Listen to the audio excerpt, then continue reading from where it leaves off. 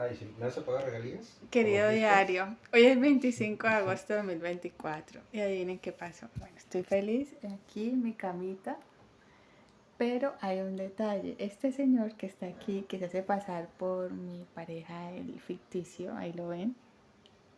Y hola. estás enfocando la puerta.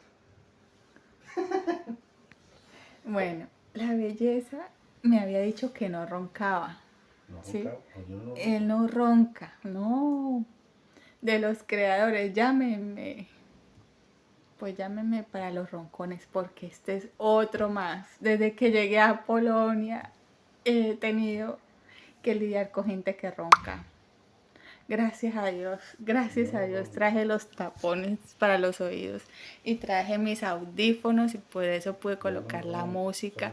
Ah, ¿tú no roncas? Yo no ronco, solamente cuando tomo. Yo no ronco, pero cuando tomo no me ronco. Y ronca, pero con todas las ganas habidas y por haber, porque Oye, está no mentirosa. no pude dormir bien. Y de paso ese ruido tan maravilloso que hacían arriba a las 2 de la mañana. La belleza llegó a las 3.